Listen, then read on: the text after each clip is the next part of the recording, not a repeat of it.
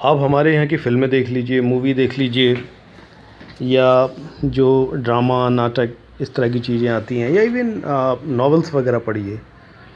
ज़्यादातर हम क्या डिपिक्ट करते हैं, आप देखो क्या क्या दिखाते हैं हम अपनी मास को, अपनी पब्लिक को, ऑडियंस को क्या दिखाते हैं?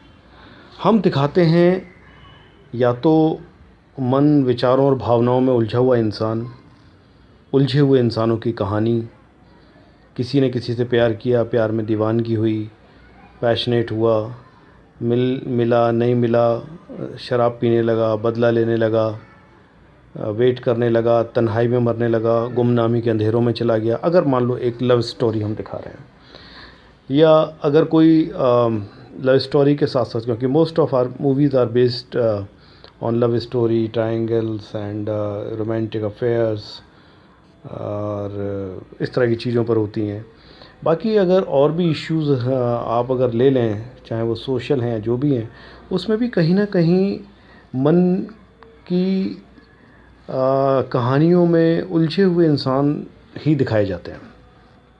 अब सपोज़ जैसे, और ये चीज़ हम फिर समाज में भी देखते हैं, क्योंकि साहित्य है, नाटक है, या जो भी इस तरह की चीज़ें हैं, वो हमारे समाज का ही आईना कही जाती हैं।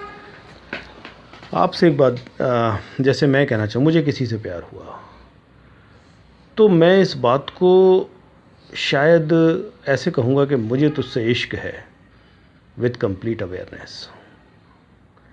तू मेरा जुनून है, मगर मेरी सजगता के दायरे में।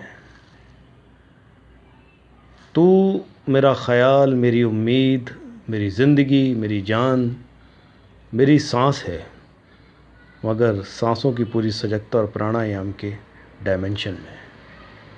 तो अगर कोई मुझसे पूछे बीइंग योगी, योगी क्या है?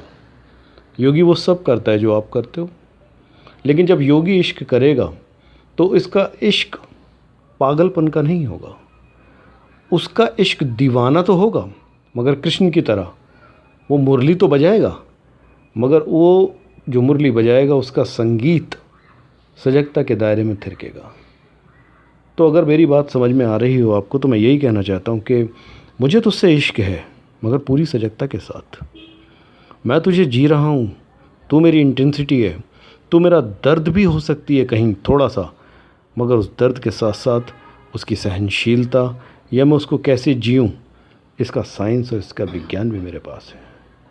तो आज कुछ ऐसे बंदे, इन्हीं को शायद जैसा बताया था तुमने कि सुपर ह्यूमन बन, यही सुपर ह्यूमन है।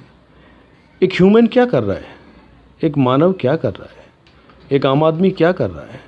वो मन के जालों में, ताने बानों में फंस करके रह गया है, उन्हीं में जी रहा है, ईगो आइडेंटिटी से बना हुआ है। जहाँ हम इसी ईगो आइडेंटिटी को,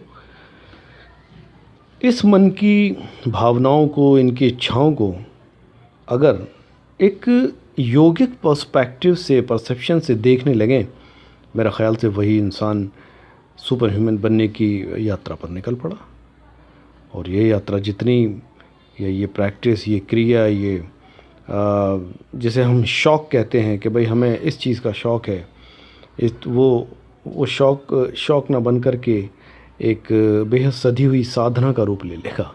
आपका शौक़ एक साधना बन जाएगा, इश्क करना एक साधना बन जाएगा, मोहब्बत करना एक साधना बन जाएगा, दीवानगी एक साधना बन जाएगी, किसी के जुनून में जीना, पैशनेटली जीना, वो कॉन्शियसली पैशनेटली जीने लगेगा।